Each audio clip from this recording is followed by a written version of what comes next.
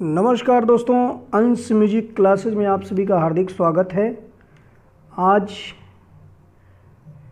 आप सभी के बीच में बीपीए एंट्रेंस पेपर 2017 का बीएचयू का जो कि हम लोग सॉल्व कर रहे हैं, आज का अंतिम सेशन है ये 2017 के पेपर का बीपीए का। आज इस अंतिम सेशन में आप सभी का हार्दिक स्वागत है। लास्ट टाइम हम सभी जो है 75 क्वेश्चन नंबर का क्वेश्चन देखे थे। इससे आगे का मतलब आज 100 तक पूरा करेंगे।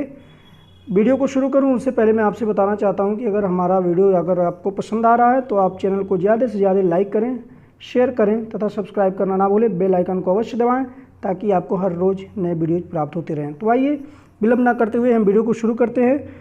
तो हम लास्ट क्वेश्चन पिछली बार देखे थे कि बिहार राज्य से संबंध कौन है, ठीक है, who was from Bihar state, ठीक है, तो पंडित सियाराम तिवारी जी। आगे बढ़ते हैं। आज का पहला प्रश्न आपके स्क्रीन पर, फागुन माह से संबद्ध कौन है? फागुन महीने से संबंधित कौन है? कौन ऐसा है जो फागुन माह से जो है संबंध रखता है? Who one is related to the month of Phalgun, ठीक है। चैती, सोहर, कजरी, होरी। बताइएगा 76 नंबर का राइट आंसर। तो इसका क्या होगा? आपका होरी होगा। 4th is the right answer, ठीक है। आप जो है चैत महीने में चैती गाया जाता है। सोहर जानते ही हैं आप, सोहर कब गाया जाता है, ठीक है ना। सोहर कब गाया जाता है? तो जब बच्चे का जन्म होता है हमारे यहाँ, तो उस समय इसमें क्या होता है? सोहर गाया जाता है। कजरी जो है कब गाई जाती है? वर्षा ऋतु में गाई जाती है। तो 4th is the right answer होरी। फागुन महीने से जो है होरी का संबंध है। आगे बढ़ते हैं। फिल्म संगीत में कौन एलपी के रूप में प्रसिद्ध है? फिल्म संगीत में कौन एलपी के रूप में प्रसिद्ध है? 77 नंबर का क्वेश्चन देखते हैं हम। लक्ष्मण दास पहाड़ी लाल, लक्ष्मीकांत प्यारेलाल, लाला पहाड़ी सान्याल, लक्ष्मी पैलेस।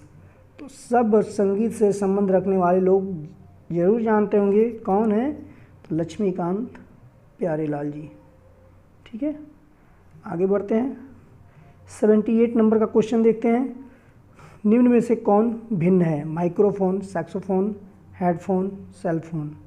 78 नंबर का क्वेश्चन, मतलब कि इसमें से कौन सा भिन्न है ये आपको बताना है। 78 नंबर का क्वेश्चन, ठीक है। माइक्रोफोन है या सैक्सोफोन है, हेडफोन है तो सेलफोन है। तो इसका राइट आंसर क्या होगा? 78 का सैक्सोफोन होगा, ठीक है ना। क्या होगा? सैक्सोफोन होगा, क्योंकि जो है ये क्या है, एक म्यूजिकल इंस्ट्रूमेंट है, ठीक है ना। माइक्रोफोन म्यूजिकल इंस्ट्रूमेंट नहीं है कोई, हेडफोन जो है म्यूजिकल इंस्ट्रूमेंट नहीं है, सेलफोन तो आप जानती हैं कोई म्यूजिकल इंस्ट्रूमेंट नहीं है।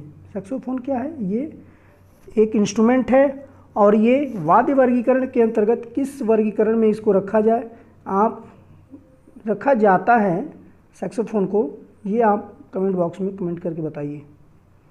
आगे बढ़ते हैं। 79 नंबर का क्वेश्चन देखते हैं। बांसुरी वादक कौन है? ठीक है ना। इसमें से बांसुरी वादक कौन है? अनंतलाल, विश्वमोहन भट्ट, बिरजू महाराज, हरिप्रसाद चौरसिया। तो हर एक बच्चा जानता होगा, म्यूजिक से अगर संबंध रखता है वो तो कौन है? 4th is the right answer, Hariprasad Chaurasia ji, ठीक है ना। बिरजू महाराज जी का अभी कुछ समय पहले ही निधन हुआ है। एक कथक के बहुत बड़े गुरु थे, ठीक है ना। आगे बढ़ते हैं। 80 नंबर, गुदई महाराज कौन थे? पंडित गुदई महाराज जी कौन थे? उनका पूरा नाम बताना है। पंडित कृष्ण महाराज, पंडित शामता प्रसाद, पंडित प्रताप महाराज, पंडित छोटेलाल मिश्र। इसमें से गुदई महाराज कौन थे? ठीक है। तो 3rd is the right answer, Pandit Shamta Prasad. इनका पूरा नाम था पंडित शामता प्रसाद उर्फ गुदई महाराज, ठीक है। आगे बढ़ते हैं 80 नंबर क्वेश्चन पे। 80 नंबर का क्वेश्चन है, तबला वादक कौन थे? उस्ताद आमिर खां, उस्ताद फयाज खां, पंडित शामता प्रसाद, बड़े गुलाम अली खां। बताइएगा 80 नंबर का तो अभी हमने देखा है पंडित शांता प्रसाद उर्फ गोदई महाराज जी जो है क्या है, बनारस घराने से ताल्लुकात रखते हैं और ये बहुत ही अच्छे तबला वादक थे, ठीक है ना। और ये तीनों क्या हैं, गायक हैं, ठीक है ना। 82 नंबर देखते हैं, उस्ताद बिस्मिल्लाह खां का जन्म स्थान कहाँ है। उस्ताद बिस्मिल्लाह खां का जन्म स्थान कहाँ है, where is the birth place of Ustad Bismillah Khan. 82 number का क्वेश्चन, बिहार, राजस्थान, उत्तर प्रदेश, बंगाल, जल्दी बताइएगा आप सभी। तो इसका है क्या, बिहार। उस्ताद बिस्मिल्लाह खां साहब का जो जन्म स्थान था वो बिहार था और ये ताल्लुकात जो है कहाँ से रखते थे, किस घराने से, तो वाराणसी बोले तो बनारस घराने से, ठीक है, जो उत्तर प्रदेश के अंतर्गत आता है। आगे बढ़ते हैं 83 नंबर के क्वेश्चन में, देखते हैं किस संगीतज्ञ ने पंडित ओमकार नाथ ठाकुर की गायकी का अनुसरण किया। किस संगीतज्ञ ने पंडित ओमकार नाथ ठाकुर की गायकी का क्या किया, अनुसरण किया। डॉक्टर प्रोफेसर एन राजम, बाल मुरली कृष्ण, त्यागराज या एम एस सुबुलक्ष्मी। 83 नंबर का क्वेश्चन का राइट आंसर बताइएगा। तो इसका राइट आंसर होगा क्या, डॉक्टर प्रोफेसर एन राजम ने, ठीक है ना, जो इनके प्रोफेसर पंडित ओमकार नाथ ठाकुर जी क्या हैं, इनके गुरु भी रहे हैं। तो इसका राइट आंसर होगा 83 का number 1 professor N Rajam. Professor N Rajam क्या बजाती हैं, आप कमेंट बॉक्स में कमेंट करके अवश्य बताएं। 84 नंबर 84 नंबर का क्वेश्चन देखते हैं, गिटार वादक कौन है। पंडित शिव कुमार शर्मा, पंडित ब्रजभूषण काबरा, पंडित निखिल बनर्जी, पंडित बलवंत राय भट्ट, कौन है बताइएगा। 84 नंबर का क्वेश्चन, तो इसका राइट आंसर होगा गिटार वादक कौन है, पंडित ब्रजभूषण काबरा जी, ठीक है ना। पंडित शिव कुमार शर्मा जी क्या बजाते हैं, संतूर, ठीक है ना।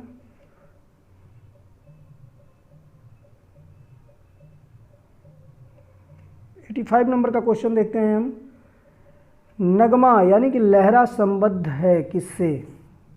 नगमा यानी कि जो लहरा है वो किससे संबंध रखता है, एकल तबला वादन से, नाट्य से, समूह गान से, कजरी से। 85 नंबर का क्वेश्चन बताइएगा राइट आंसर। तो लहरा जो है वो किससे संबंध रखता है, एकल तबला वादन से। नाट्य में लहरा नहीं दिया जाता है, समूह गान में भी लहरा नहीं होता है, कजरी में भी लहरा नहीं होता। तो एकल वादन जो होता है तबला वादन, उसमें जो है तबले वाले के साथ जो हारमोनियम से या सारंगी से, जिससे भी हो सकता है, एक उनका साथ देते हैं, वो उसी को क्या कहते हैं, लहरा कहते हैं या नगमा कहते हैं। वो किससे होता है, एकल तबला वादन में इसका प्रयोग किया जाता है, ठीक है। 86 नंबर, कथक नृत्यांगना कौन थी। कथक नृत्यांगना कौन थी, नैना देवी, सितारा देवी, गिरिजा देवी और उमा देवी, कौन सा होगा। 86 नंबर का बताइएगा। तो second is the right answer, Sitara Devi जो है क्या थी, कथक नृत्यांगना थी, ठीक है।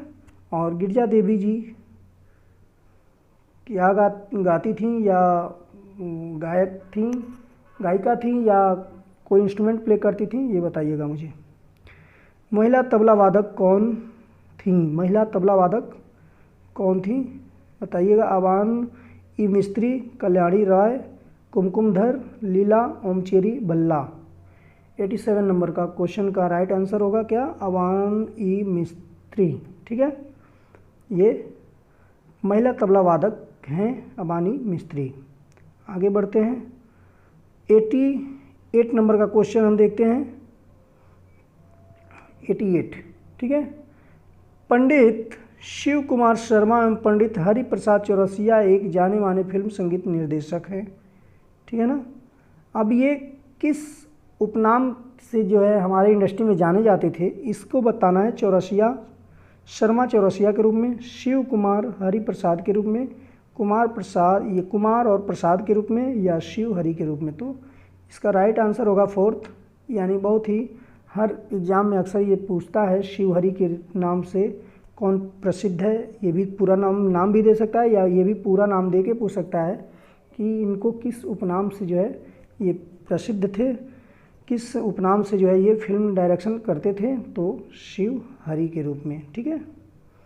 89 क्वेश्चन देखते हैं। संगीत रत्नाकर के लेखक कौन है? संगीत रत्नाकर के लेखक कौन है?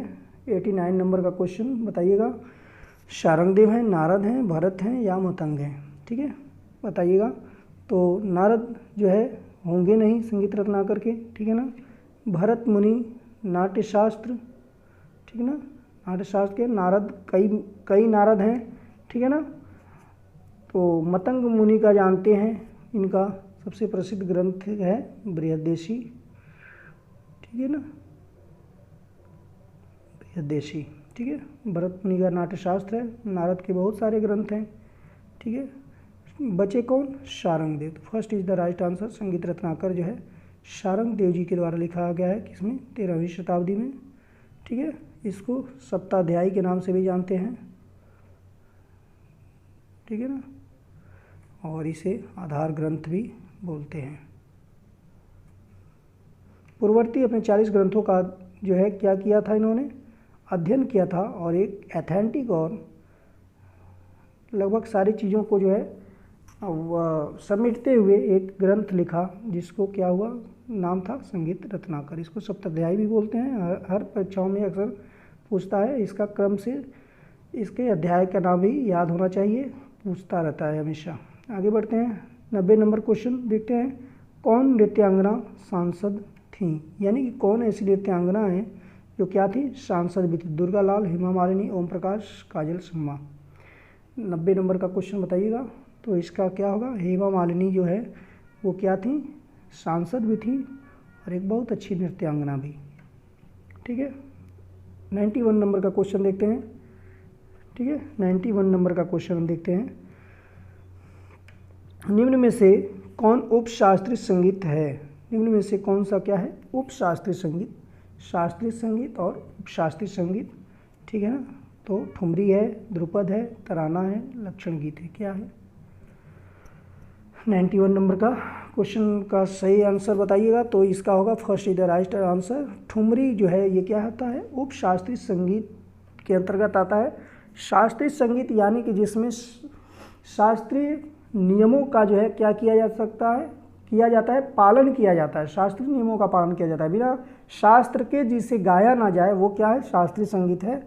जो और ऐसे संगीत जिनको पूर्णतम शास्त्र के आधार पर ना गा के कुछ अलग भी कर सकें, ऐसे संगीत क्या होते हैं? उपशास्त्रीय होते हैं। और जैसे ध्रुपद है आपका पूर्णतः शास्त्रीय है, ठीक ना। ये क्या है? ध्रुपद जो है ये पूर्णतः शास्त्रीय है। और शास्त्रीय संगीत के अंतर्गत ही तराना आता है, जो लगभग हर आर्टिस्ट जो है अपने गायकी में अंत में गाता है। और लक्षण गीत जो है ये भी शास्त्रीय संगीत के अंतर्गत आता है। इसमें जो है जो भी बिगनर जो है छात्र होते हैं, स्टूडेंट होते हैं, उनको सिखाने के लिए लक्षण गीत बताया जाता है। लक्षण गीत में जो है किसी राग के लक्षण रहते हैं कि वो उसमें क्या वादी संवादी कैसे क्या है। तो ठुमरी जो है ये क्या है? आपका उपशास्त्रीय संगीत के अंतर्गत आता है। आगे बढ़ते हैं। 92 नंबर का क्वेश्चन देखते हैं। निम्न में से सुगम संगीत कौन सा है? निम्न में से सुगम संगीत कौन है? ठीक है, बताइएगा। झूमर है, गज़ल है, तिल्लाना है, धमार है। तो हम देखते हैं 92 का राइट आंसर क्या है। तो गज़ल है, ये क्या किसके अंतर्गत आता है? सुगम संगीत के अंतर्गत आता है। झूमर जो है गलत है, तिल्लाना है नहीं, धमार है नहीं, ठीक है। 93 देखते हैं। किस फिल्म के लिए पंडित बिरजू महाराज ने अभिनेत्री नायिका को नृत्य की शिक्षा दी थी? नर्तकी देवदास, अभिनेत्री बिरजू, ठीक है। किस फिल्म के लिए बिरजू महाराज जी जो थे कथक करते थे, उन्होंने अभिनेत्री यानी नायिका को नृत्य की शिक्षा किस फिल्म में दी थी? ठीक ना, पंडित बिरजू महाराज जी ने। तो वो second is the right answer, Devdas, ठीक है ना। देवदास में जो है बिरजू महाराज जी ने नायिका को शिक्षा दिया था नृत्य का, ठीक है ना। 94 निम्न में से किसे विलंबित ख्याल भी कहा जाता है? विलंबित ख्याल, मध्य लय को, बड़ा ख्याल को, द्रुत लय को, छोटा ख्याल को, बताइएगा।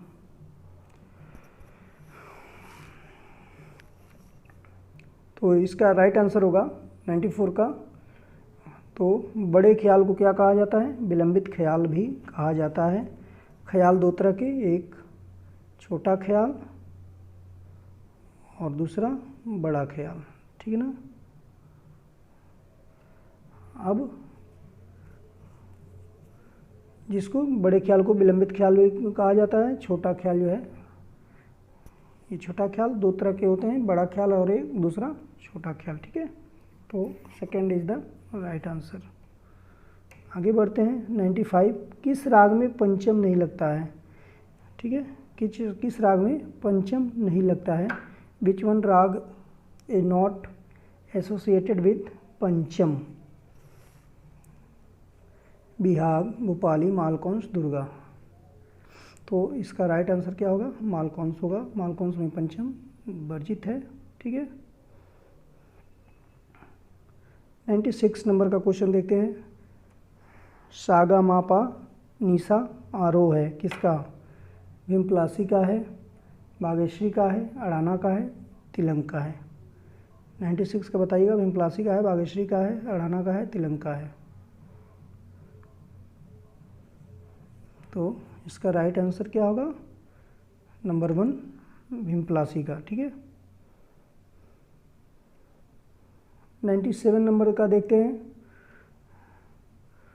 निम्न में से कौन राग के परिचय के समान बंदिश रूप में होता है? निम्न में से कौन राग के परिचय के समान बंदिश रूप में होता है? मतलब कि इसमें राग का परिचय दिया हो और बंदिश की तरह गाया जाता है, तो इसमें से कौन सा है? अभी हमने आपको ऊपर बताया है, ठीक है ना।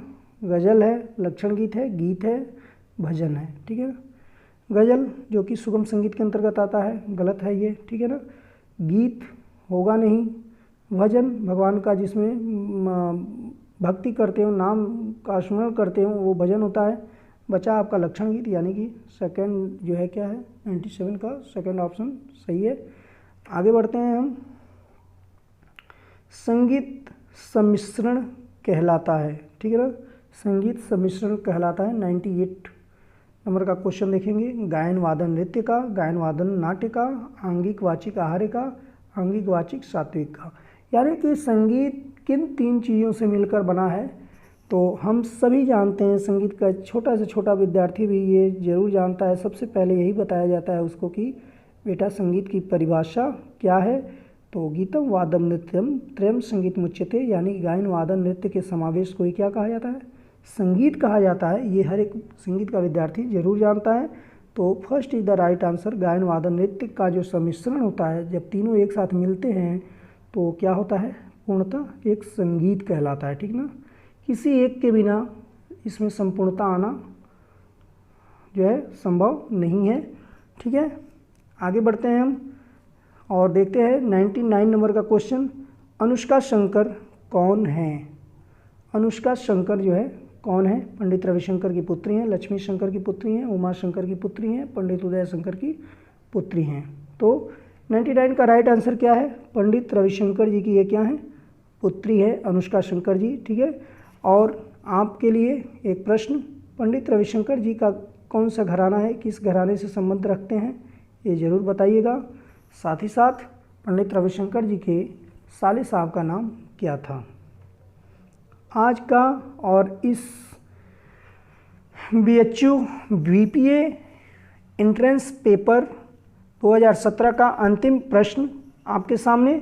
निम्न में से कौन भिन्न है? निम्न में से कौन भिन्न है? तबला, जल तरंग, पखावज या ढोलक?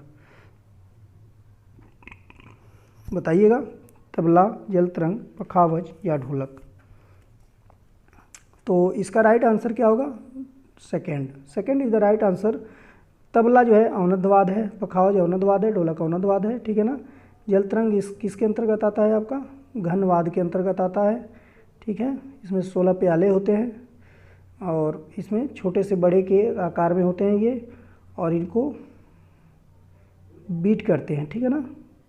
और उससे क्या निकलता है, जलतरंग से स्वर निकलता है, तो ये स्वरवाद है और जो घन वाद्य के अंतर्गत आता है। ठीक है, तो ये रहा दोस्तों बीपीए एंट्रेंस पेपर 2017 का संपूर्ण क्वेश्चन जो कि 100 थे, इसको हमने सॉल्व कर लिया है। अगर कोई इसमें त्रुटि हुई हो तो मैं क्षमा चाहूँगा। आप कमेंट बॉक्स में कमेंट करके बताएं कैसा लगा सेशन, और आगे हम मिलते हैं एमपीए एंट्रेंस पेपर के साथ अगले क्लास में। तो तब तक के लिए हम आप सभी से विदा चाहते हैं। Thank you, thank you, thank you.